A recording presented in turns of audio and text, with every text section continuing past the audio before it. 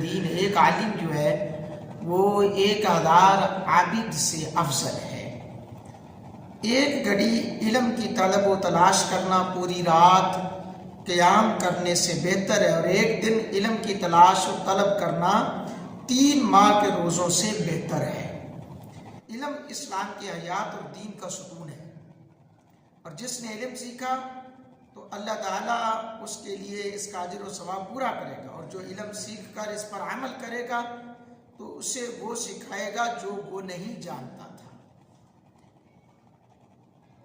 آج دراصل لوگ اہل علم کی قدر نہیں کرتے، بلکہ جہلاء کے پیچھے جو ہے آج لوگ پڑے ہوئے ہیں، اور جہلاء کی جو ہے تمام باتوں کو غور سے دیکھا جاتا ہے اور علماء کی قدر نہیں کرتے۔ عالم دین کے آداب کیا ہیں، ان کے ساتھ کس طرح سے پیش آنا چاہیے؟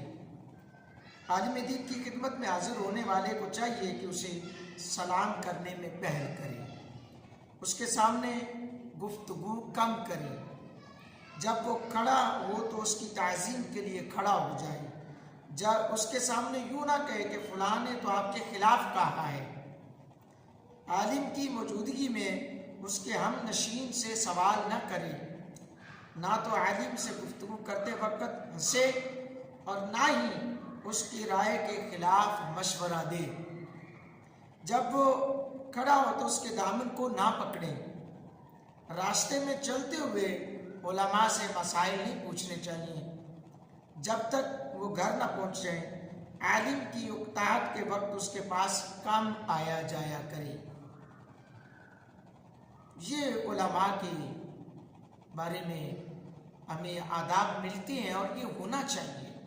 آج دراصل ہوتا کیا ہے کہ ہم علماء کرام کو جو ہے اپنی جوتی سمجھتے ہیں، جوتی کی نوک پہ رکھتے ہیں بہت سارے، اور پھر مساجد کے اندر المیہ یہ ہے کہ جہلاء، جتنے جہلاء ہیں جن کو صحیح دعائے قنوت نہیں آتی ہوتی، جن کو نماز کے فرائض کا نہیں پتہ ہوتا، جن کو نماز جنازہ نہیں آتی ہوتی، وہ کمیٹی بنی ہوتی ہے اور وہ علماء سے ٹیسٹ لے رہے ہوتے ہیں، وہ علماء سے سوال و جواب کر رہے ہوتے ہیں۔ یہ المیہ جو ہے یہ علماء کے لیے بھی مقام غور ہے، اور علاقے کے لوگوں کے لیے بھی، کہ بھئی اتنی اویئرنیس دینی چاہیے، اتنی اویئرنیس ہونی چاہیے کہ بھئی آپ علماء سے اس طرح کے سوال کر رہے اور بولتے ایسے ہیں، عجیب و غریب لہجے سے بولتے ہیں کہ بھئی پتہ نہیں وہ ان کو اپنے کیا سمجھا ہوا ہے۔ خیر، علماء کی قدر کریں، علماء کے ساتھ پیار کریں۔ اللہ رب العالمین اپنے محبوب کریم علیہ الصلوۃ والسلام کے توسل سے ہمیں علماء کی محبت نصیب فرمائے۔